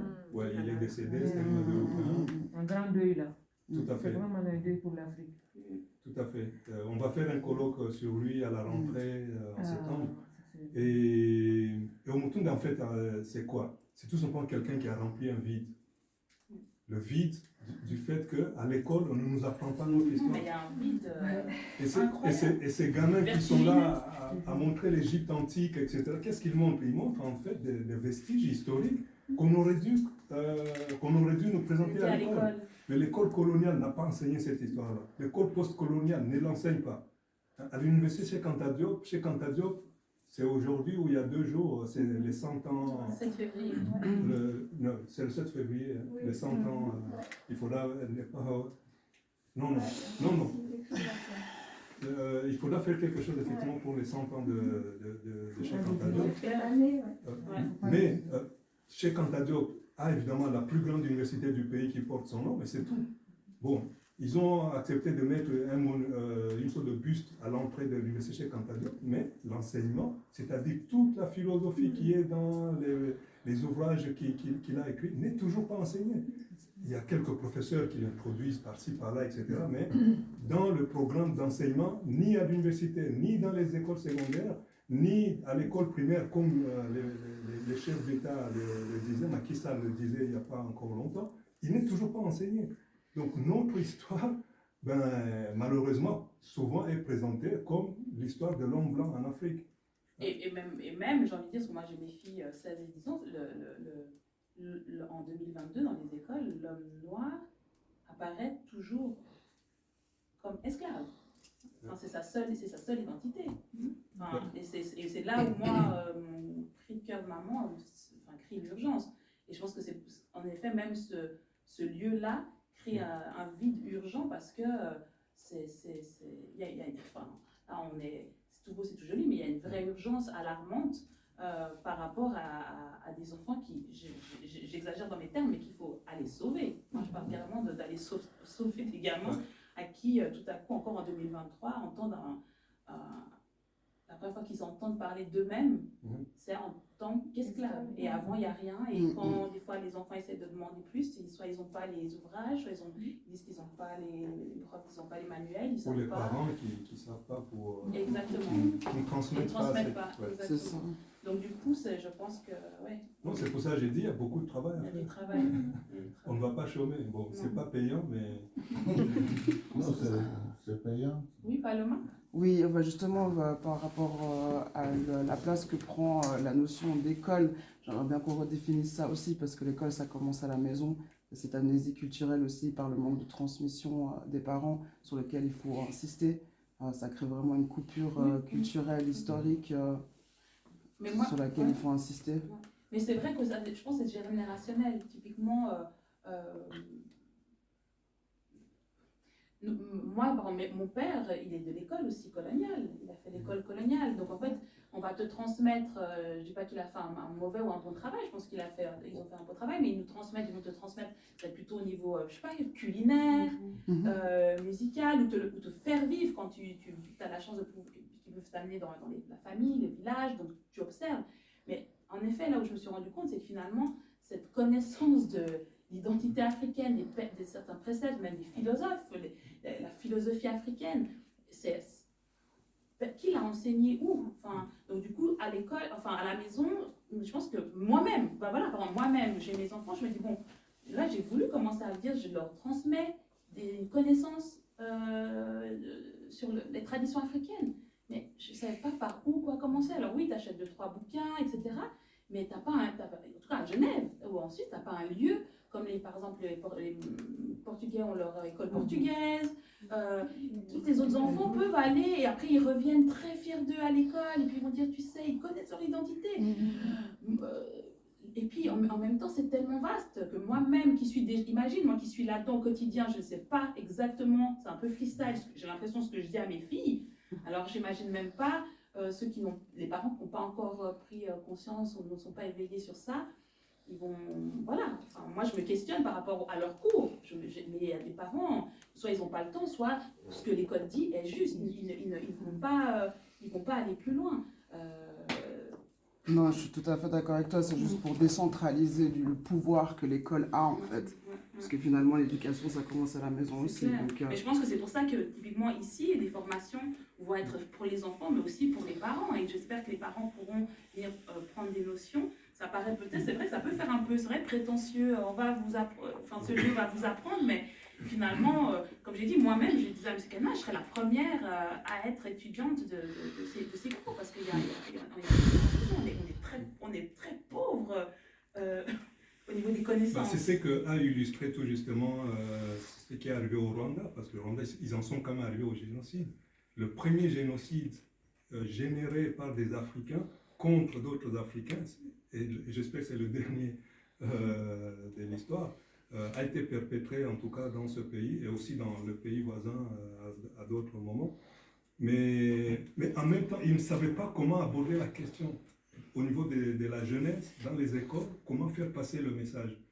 Alors, comme j'ai dit au début, j'ai travaillé avec le comité des sages du Rwanda, qui est l'association qui regroupe tous les sages du Rwanda, donc le vénérable monsieur, parfois dame, qui était dans 70, 80, 90 ans. Mais il n'avait pas, comment dire, comme c'est quelque chose qui n'a jamais été fait pendant la colonisation, il fallait, comment dire, trouver un outil pédagogique pour faire passer cet enseignement. Et bon, c'est là où moi je suis intervenu. Mais ce qu'il y a à noter, c'est que la manière dont ils se sont retrouvés dépourvus, c'est quand ils essaient de sensibiliser dans les écoles, ils racontaient l'époque épique de l'ancien Rwanda, on faisait ceci, on faisait cela, etc. Donc du descriptif.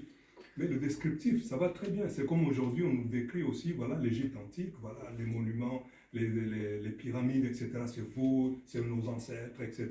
Ok, on bombe le torse et puis on se tape le torse en se disant, ah, on a été aussi meilleur.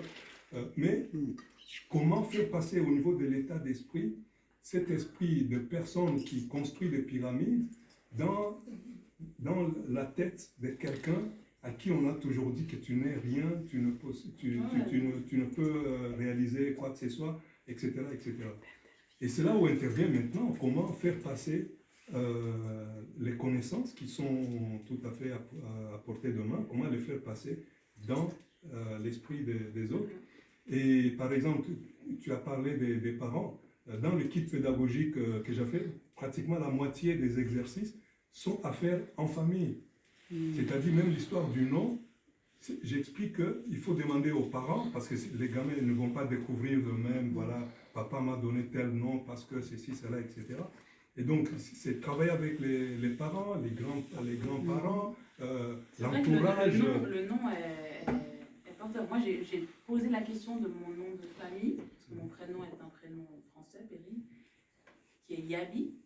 Et puis, j'avais jamais posé la question. Et c'est vrai que ça a ouvert tout à coup un spectre. Je sais pas, j'avais une vingtaine d'années. Je me suis dit, en fait, Yabi veut dire la personne, celui qui traverse, la traversée. Et je me suis dit, en fait, j'ai porté un nom sans jamais me poser la question. Donc, je trouve qu'en effet, d'aller avec, d'un coup, pouvoir donner des exercices, pouvoir aller poser, questionner. Et c'est vrai que je ne sais pas pourquoi, ça peut-être va me répondre. Souvent, le parent ne va pas forcément dire à l'enfant. L'enfant, c'est l'enfant qui pose la question. Mon papa disait toujours, je suis là, posez-moi les questions, on répond. Et je ne sais pas si c'est peut-être aussi dans cette sagesse-là, mais qu'on répond, l'ancien répond à celui qui s'intéresse. Donc souvent, c'est dans les cours, quand il y a beaucoup d'enfants, de fratries, le préféré, c'est pas celui qui est le plus gentil forcément, mais c'est celui qui souvent est toujours assis à côté de l'ancien et pose des questions. Donc c'est vrai qu'il faut encourager cette transmission-là, même si elle se fait finalement, peut-être des fois on attend qu'elle vienne de nos parents, mais c'est à nous d'aller vous déranger. Et malheureusement, nos parents sont aussi aliénés que nous. Donc, ils n'ont pas déconstruit. Et les souvenirs sont aussi aliénés, hein, des fois, j'ai l'impression. Parce que des fois, on a des récits qui sont... parfois, qui mettent en avant blanc. C'est parce que tout justement, on n'a pas déconstruit, on n'a pas tout déconstruit. Et tant qu'on n'a pas déconstruit quelque chose, ben, ça reste en place. Ça peut se manifester à un moment ou un autre de notre vie. Mais la déconstruction, qui est aussi un chapitre important dans ma formation. Mais pour déconstruire, il faut savoir comment ça a été comprendre comment ça a été construit. Effectivement. Il y a tous ces mécanismes qui ont fait qu'on commence à réfléchir comme ça et pas comme ça, etc. Et mine de rien, ça te permet aussi de... En cas, c'est une connaissance qui arrive à te permettre d'identifier ce qui est africain, ce qui ne l'est pas. Et... Je nous souhaite de tous l'acquérir. Bon, je ne sais pas, moi je travaille là-dessus depuis une trentaine d'années. Bon, j'y travaille parce que j'explore aussi, je suis en exploration. Là, moi, je vais vous présenter les résultats de ces explorations. Mais c'est des choses sur lesquelles il faut revenir constamment. Ce n'est pas juste une petite formation comme une formation d'informatique. Tu as les capacités et puis ça marche. Et puis, certificat. Tout à fait. Non, là, c'est un truc sur lequel il faut chaque fois revenir là-dessus. Parce que la déconstruction, c'est remettre en question de manière permanente. Sinon, oui. Encore une question, excuse-moi de vous embêter. Tu te sens, en fait, par rapport à ta démarche en Suisse, est-ce que tu sens une évolution au sein des mentalités helvétiques et en même temps afro-suisse? Et puis, l'autre question qui va peut-être avec, c'est est-ce que tu te sens soutenu par les afro-descendants?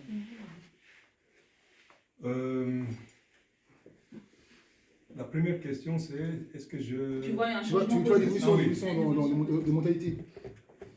Bon, d'abord, il faudra avoir des indicateurs qui puissent permettre d'estimer que, voilà, depuis 45 ans que je suis là, voilà, il y a ça qui a évolué, il y a ça qui a reculé. Les indicateurs n'existent pas. Quand ils existent, c'est des indicateurs très économistes, du genre, voilà, il y a autant d'Africains qui accèdent à des postes, donc on en tire comme conclusion, donc les mentalités ont changé, ce n'est plus comme avant, etc. Alors que c'est fou, les mentalités ne peuvent pas changer sans déconstruction. Et la déconstruction, ni l'école, ni les institutions publiques, ni les législateurs, etc., n'ont pas encore commencé le travail. Il y a des petits trucs qui se font dans les écoles. Tu arrives, tu racontes un truc, il y a quelques élèves qui s'éveillent un peu, bon, avant de se rendormir après, ou qui continuent, je ne sais pas. Mais il faut vraiment un travail acharné, de longue haleine, et c'est grâce à ce travail. Et puis quand on va commencer à dire les choses vraies, parce que... C'est ce que j'allais dire, le problème c'est qu'une fois que tu déconstruis, il y a des vérités qui... Qu'est-ce que tu en fais avec? Parce que tout a tellement été construit sur du faux. Tout à fait. Qu'est-ce que... je pense qu'on va vivre une période qui sera de chaos, mais complet, quoi. Parce que, tu vois, si tu déconstruis, mais avant de reconstruire, tu as un moment où... je veux dire, finalement, si tu te rends compte que tout ce que tu as appris, ou tout ce que tu as enseigné, ou tout ce que tu as fondé est sur une base fausse et mensongère. C'est un passage, c'est quoi ce que nous vivons, nous sommes en train de vivre, ça a duré, sur la longue durée, c'est quoi? C'est 10 000 ans d'histoire. Mais l'Africain, c'est pas 10 000 ans d'histoire. En tout cas, l'homme, on a un connaisseur dans la salle qui peut... Quelqu'un de plus de 10 000 ans. Ça se voit. Oui, d'ailleurs, oui, c'est vrai. Exactement. Jacques, qui est un grand ami, en tout cas peut vous faire un cours là-dessus. Il a donné une conférence que beaucoup de gens ont aimé On est en train de, programmer tout bientôt justement, j'espère, un atelier autour du racisme scientifique. C'est un peu on le dit comme ça en avant-première, mais voilà, on va faire quelque chose autour de ça. Ouais, donc l'être humain, c'est quand même au moins 250 000 ans d'existence en tant qu'être humain. Et pendant ces 250 000 ans, il a fait énormément de choses, etc. Donc voilà, tout d'un coup, ce qui s'est fait depuis 2 000 3 000 ans prend le dessus. C'est-à-dire que le mythe de la malédiction des Noirs, il y a 2000 ans. Cham. Ouais, la malédiction avec les enfants des Cham ou des Cam. Ça a beaucoup perturbé les bonnes sœurs d'ailleurs. Cette histoire, elles ne savaient pas. Parce que tu leur as expliqué qu'ils avaient eu leur papa. C'est ça l'histoire de Noé. Oui, bien sûr. Il fallait tout dire. Mais je l'ai dit avec beaucoup en arrondissant bien les angles. Donc c'est passé facilement. Mais je vais dire qu'il y a beaucoup de choses qui restent à faire, mais il faut rester confiant. Il faut rester confiant parce qu'au moins les mentalités progressent. Les mentalités, ce n'est pas l'idéologie. On peut être porteur d'une idéologie tout en ayant une autre mentalité. C'est-à-dire, vous prenez par exemple des Sud-Africains qui ont réduit les populations complètement, des populations qui les ont accueillis et qui les ont réduits pratiquement à l'état de personnes étrangères sur leur propre sol. C'est des personnes sur le plan idéologique qui étaient toujours investies par cette supériorité qu'ils avaient sur les Noirs.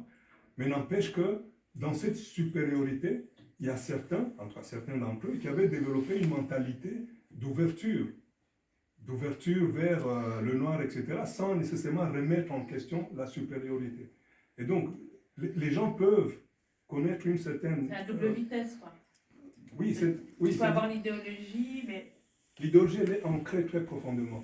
La mentalité, c'est quelque chose d'aujourd'hui. Ouais, peut-être demain, tu peux encore changer, tu peux redevenir ce que tu étais hier, etc. Mais les mentalités peuvent faire que, par exemple, ce qu'on trouvait horrible, c'est-à-dire un couple mixte, aujourd'hui, le couple mixte passe dans la rue, c'est à peine si on se retourne. Mais c'est les mentalités qui ont changé. Mais au niveau de l'idéologie, les gens qui regardent ça, c'est pas qu'ils sont d'accord. Hein, donc, et ça, c'est le début. C'est le début de quelque chose. C'est pour ça qu'il faut rester confiant. Il y a eu une vie avant le racisme et il y aura une vie après le racisme. La deuxième question, c'était est-ce qu'ils sont soutenus par les afrodescendants helvétiques je pense autour de nous, quoi.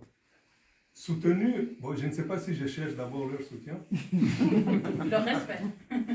Oui, le respect, la considération, qu'on se respecte mutuellement. Non, mais leur attention, quand même, c'est comme quelque chose, l'attention, elle est comme nécessaire. Oui, bien sûr, c'est très très important parce que c'est clair que tu passes des années à produire des choses qui, tu penses que voilà, ça va être bien reçu, ça va être reçu de manière, comment dire, comme quelque chose qu'ils peuvent exploiter à leur tour. Et puis tu vois que non, ça ne va pas, etc. Bon, moi je ne me dis pas, voilà, je ne suis pas soutenu, je me dis, bon, il y a du travail. Il y a du travail à faire. Et puis si je devais me réincarner, je crois que je me réincarnerais en prêtre de témoin de Jéhovah. Donc tous les attributs pour endurance. Mais je vais t'expliquer pourquoi. Mais parce que les témoins de Jéhovah, c'est des gens qui arrivent, qui réussissent la performance de vous parler de quelque chose que vous connaissez, c'est-à-dire de Dieu. Alors moi, j'aimerais créer des brigades pour parler de l'Afrique aux Africains. C'est très très important parce que l'Africain, il se fatigue vite de l'Afrique. De mon expérience, depuis toutes ces années, avec l'expérience de regard africain, l'expérience de l'université, etc., Mais peut-être qu'il n'était pas prêt. Peut-être, tu vois, justement, au niveau des mentalités, moi j'ai toujours l'impression qu'il y a quand même, on vit une actualité où certains messages passent en fin. Tu vois, des fois il y a des messages que tu répètes. L'esprit n'est pas prêt à les entendre. Ouais. Mais là, j'ai l'impression tout à coup qu'il y a comme. Maintenant, on peut crier, quoi. Tout à fait. Ça commence un peu à changer. Mais je crois que ça changera beaucoup plus lorsque le blocage que constitue aujourd'hui l'école va sauter. Oui, exactement. Quand l'école va reprendre des. Tout à fait. Quand l'école va commencer à enseigner la vraie histoire, et pas nécessairement une histoire de se taper sur la poitrine, mais une histoire, voilà. Nos ancêtres ont fait ceci, ont fait cela, etc. Et que de toute façon, ces ancêtres-là, c'est des ancêtres de l'humanité, etc. Oui, c'est même pas, c'est l'ancêtre de tout le monde, quoi, noir. Tout à fait. Je vois, par exemple, dans les écoles, j'ai fait beaucoup de sensibilisation dans les écoles en Suisse, dans l'arc jurassien surtout, avec Pro Juventud. Mais quand tout d'un coup, à un certain moment, vers la fin, je leur pose enfin la question pas qui fâche, mais qui fait tilt, je leur demande, voilà, est-ce que vous savez depuis quand vous êtes blanc? Parce que tout réside là aussi. C'est-à-dire que cette blancheur qu'on nous présente comme étant la supériorité, la crème de la crème, etc., elle ne date que pas plus de 10 000 ans, ou tout au plus 15 000 ans encore. Ça veut dire qu'avant ces 15 000 ans, les personnes qui vivaient ici sur Terre, ils n'étaient pas blancs. Et faire entrer ça dans la tête des gens en disant, voilà, pendant toute cette période-là, le monde s'est construit. Je ne pense pas que les enfants, je pense que les enseignants aussi, peut-être le moins, mais ils doivent être là. Non, on fait bien tout ce qu'il est en train de dire. Oui, mais parfois, quand je leur... Ouais, les enseignants, c'est là, il dit les enfants, mais je pense que les enseignants, c'est en malade de être. Oui, mais les enseignants, souvent, parfois, se remettent en question, ils se disent, mais la semaine passée, on a fait une révision dans l'histoire naturelle, et on a parlé du premier homme, etc. Parce que je les piège toujours, les enfants. Je leur dis, écoutez, le racisme, c'est quoi? Ils donnent des définitions, là, etc. Puis je réajuste les choses en disant, voilà, bon, le racisme, c'est avant tout, effectivement une idéologie, mais schématiquement, c'est quoi? C'est une personne qui considère l'autre comme étant inférieur, etc. Ça veut dire qu'il y a deux personnes qui ont des races différentes. Parce que si ils avaient la même race, ils ne considéreraient pas l'autre comme étant inférieur, etc. Alors, je leur pose toute la question, mais alors, combien de races il existe dans le monde? Pardon? Une. Oui, mais quand on présente les choses en termes, voilà, il y a un homme raciste qui est raciste. Notre race? Oui. Okay. C'est comme s'il y avait deux races, ouais, deux camps. Oui, il y a au moins deux races. Donc c'est lui qui se met au-dessus et puis c'est lui qui est mis en dessous. Mais d'une manière générale, combien de races il y a dans le monde? Et là, ça les déstabilise parce que la veille, ils ont suivi un cours où on leur a dit il n'y a pas de race, tout simplement comme vous avez dit, il n'y a pas plusieurs races, il n'y a qu'une seule race, etc. Mais ça les déstabilise parce qu'ils ne savent plus très bien. Ils se disent, oui, effectivement, pour être raciste, il faut avoir deux personnes. Et donc, il peut y avoir plus que deux personnes. Alors, tout d'un coup, il y a des braves qui commencent à dire, oui, il y a trois races. Alors, on dit, ok, on va commencer à compter. On compte les trois races. Un autre qui dit, non, il y en a 10. Bon, allez, on compte. C'est qui? Il énumère les 10 races. Évidemment, dans les 10 races, il commence à éliminer, à citer des gens comme les Turcs, etc.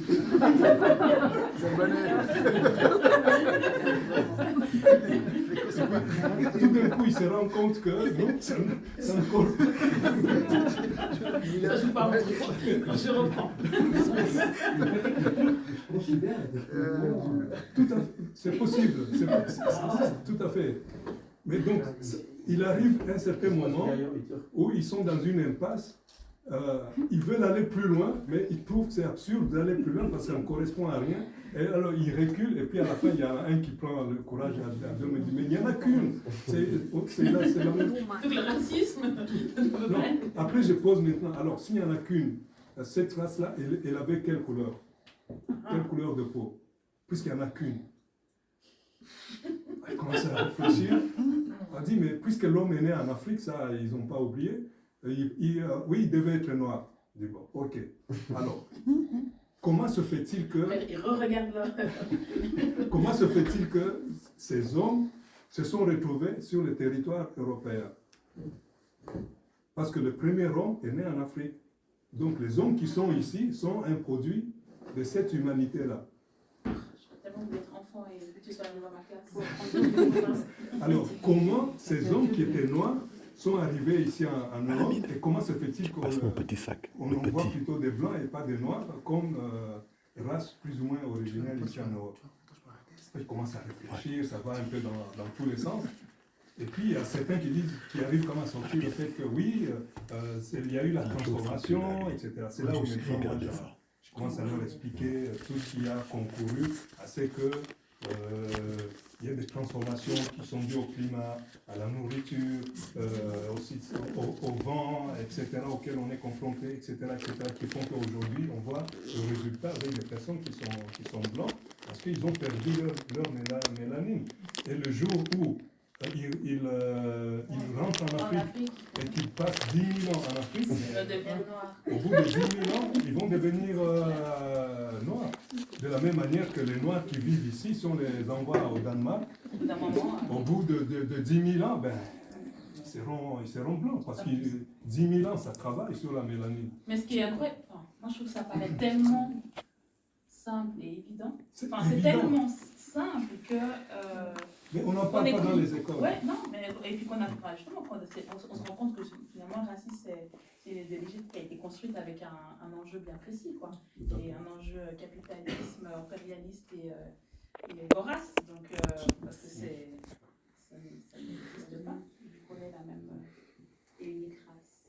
Tout à fait. Donc, en utilisant ces types d'outils, c'est évident qu'on peut arriver à former des jeunes qui sont élevés avec un autre état d'esprit et donc qui ne vont pas véhiculer une idéologie qui ne tient pas debout.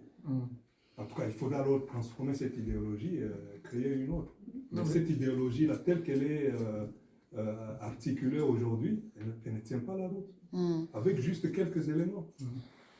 Il y a une chose, il y a une personne qui a écrit un livre, bon, c'est un livre. Après, on va, je reste à d'autres questions, après on peut rester, mais je libère ceux qui ont un time. Alors, donc c'est un universitaire français qui a vécu dans le milieu international, et puis qui a fait des études en Angleterre, il s'appelle Gauthier Marchal. Il a écrit un livre qui est très intéressant qui s'appelle Déni blanc. Alors, il parle de la Maison Blanche, mais pas celle qui est à Washington, c'est celle dans laquelle on vit ici, et où on vit un peu reclus, et dans le déni de tout ce qui nous contredit et nous déstabilise, enfin, nous dérange. Ok, bah Il y a merci. des exemples assez intéressants, puis d'ailleurs il était faire justement une mission au Congo, dans l'Est du Congo, dans une organisation internationale. Et puis, il parle. Bon, ce qui est bien, moi je me rends compte depuis que j'ai quasiment à moitié rempli la bibliothèque, c'est qu'en fait, on a de plus en plus accès à des ouvrages, à de la notion. Alors en fait, en même temps, il y a beaucoup, on s'y perd, mais en même temps, on trouve quand même. Donc ce que je trouve intéressant aujourd'hui, c'est qu'on va pouvoir ouvrir ces bouquins avec un maître de la chose. Donc ça devient de plus en plus intéressant. On va gentiment. Je suis un simple accompagnateur. Ah, pardon, accompagnateur. Oui, d'ailleurs, peut-être de la fin. Comment on doit t'appeler? Comment vous appelez? Vous l'appelez comment? Ceux qui le connaissent. Vous l'appelez Kanyana? Voilà. Mais nous, on ne va pas l'appeler Kanyana. Hein, grand frère. Ça fait partie de la déconstruction, ça. Ouais. Je pense que je vais garder le docteur ou maître Kanyana. On verra. On va trouver l'équipe.